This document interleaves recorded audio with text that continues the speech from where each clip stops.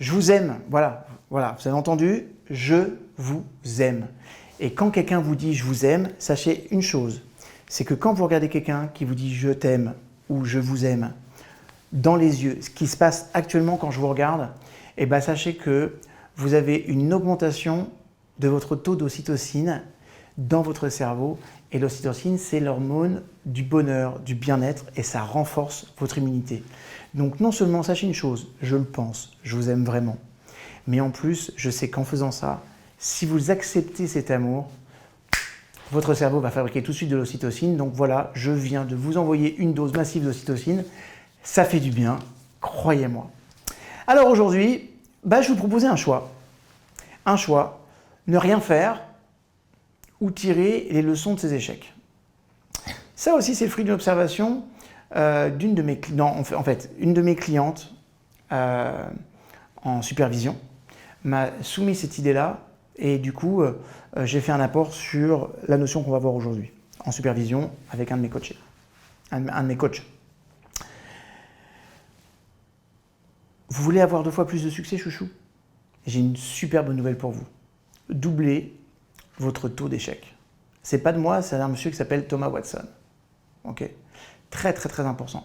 Quand on parle d'une personne qui a brillamment réussi, souvent on mentionne généralement que ses exploits. C'est vrai, ses réussites, ses voyages en première classe.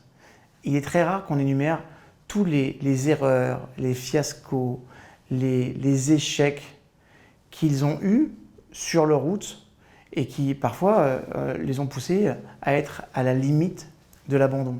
Ce qui est le cas, écoutez-moi bien, pour 99% des personnes qui ont réussi. J'ai créé 7 entreprises, j'en ai massacré 3. Mais quand je vous dis, alors, après, j'ai fait des erreurs. Naturellement, j'ai fait des erreurs associées, j'ai pas fait rentrer les bonnes personnes. J'ai cru que certaines personnes avaient du pouvoir, elles n'en avaient pas. Je me suis même associé avec des escrocs. Donc, je peux vous dire que je me suis fait la totale. Et pourtant, aujourd'hui, ces échecs m'ont permis de me construire. Okay, j'aurais vraiment aimé ne pas les vivre. Mais en même temps, est-ce que je serais la personne que je suis sans les avoir vécues? C'est pour ça que, à travers l'histoire, les gens qui ont été couronnés de succès sont aussi ceux qui ont subi le plus de revers. Et ça n'a rien d'une coïncidence, mes chouchous. Les gens qui accomplissent des grands résultats, des grandes choses, quel que soit le domaine, on s'en fout, d'accord, savent que l'échec, c'est pas un obstacle qui est rédhibitoire. Mais au contraire, c'est un tremplin sur lequel on va pouvoir s'appuyer pour augmenter son schéma de réussite. Il n'y a pas de succès sans risque. Donc il n'y a pas de succès sans rater. Est-ce que vous imaginez par exemple un gymnaste, est-ce que vous pensez qu'il exécute ses gestes et ses mouvements à la perfection la première fois? Non.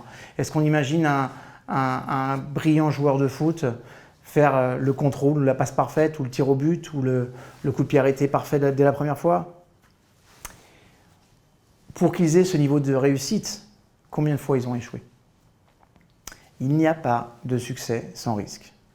Il n'y a pas de succès sans rater. C'est comme ça. Et si cette évidence parfois nous échappe vraiment, en fait, c'est que en fait, le résultat final, il est plus visible que le processus et toutes ces embûches. C'est vrai qu'on voit souvent plus le résultat à la fin que toutes les galères qu'on a eues pour y arriver. D'accord? Mais on n'arrive pas là par hasard. Jamais. Par exemple, si je m'avoue que pour réaliser mon potentiel, je dois être prêt à trouver l'échec sur ma route, si j'accepte cette idée, du coup, vous savez quoi?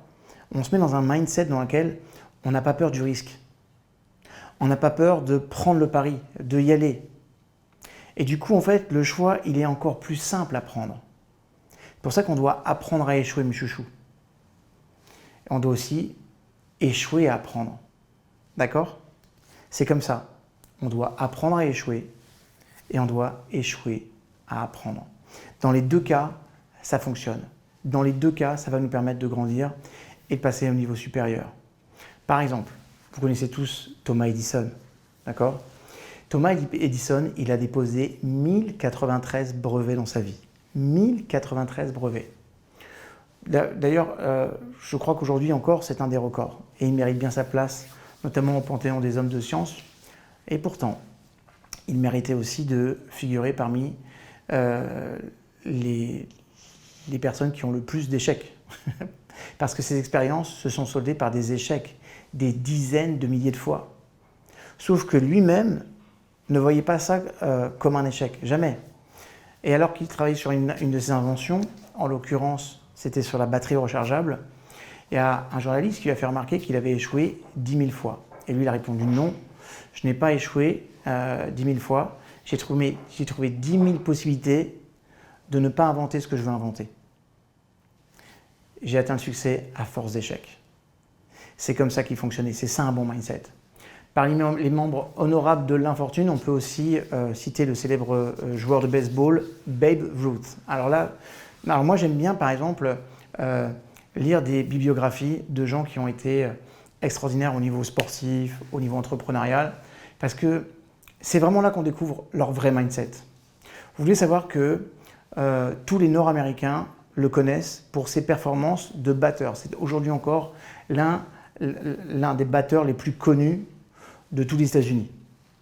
Maintenant, combien de personnes savent aussi qu'il détient le record des éliminations en 3 prises? D'accord? Les fameux 3 lancers.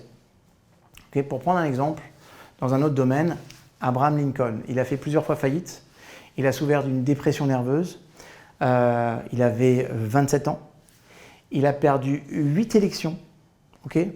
Tout ça avant de devenir président des États-Unis, et aujourd'hui, c'est l'un des présidents les plus admirés de toute l'histoire des États-Unis, en tout cas, c'est le plus cité. Alors, je vous pose une question, mes chouchous. Vous, est-ce qu'il y a des domaines dans votre vie où vous sentez que ça freine, où vous sentez que la crainte de l'échec peut vous bloquer? Posez-vous cette question, quand est-ce que vous allez sortir de votre zone de confort et faire un pas vers la pleine réalisation de votre potentiel? Quand est-ce que vous allez faire ça? Le jour où vous accepterez que l'échec fait partie du chemin.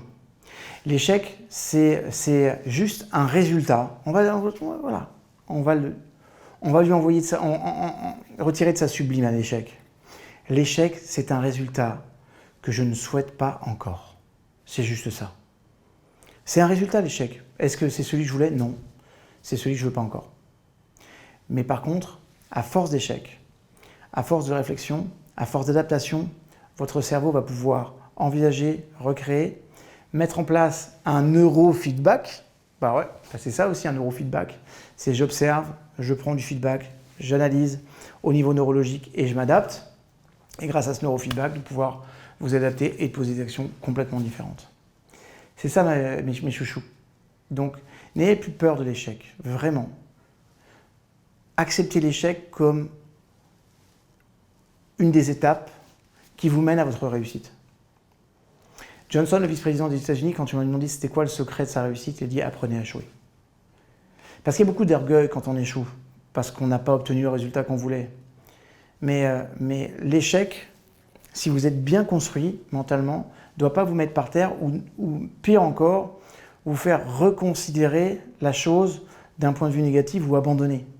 L'échec doit être un élément stimulant qui prouve que 1, vous n'êtes pas sur la bonne voie, 2, vous n'avez pas fait les bons choix, peut-être 3, vous n'avez pas posé les bonnes actions, mais 4, si en vous posant les bonnes questions, de faire de nouveaux choix, de prendre de nouvelles décisions et poser de nouvelles actions, vous obtiendrez les résultats voulus.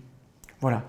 Petit rappel sympathique de développement personnel pur, on est sur la psychologie positive à donf, mais c'est important. Je vous aime, partagez, likez, abonnez-vous, cliquez sur la cloche, pas sur moi, sur la cloche. Attention, je vous aime, je vous retrouve sur une prochaine vidéo.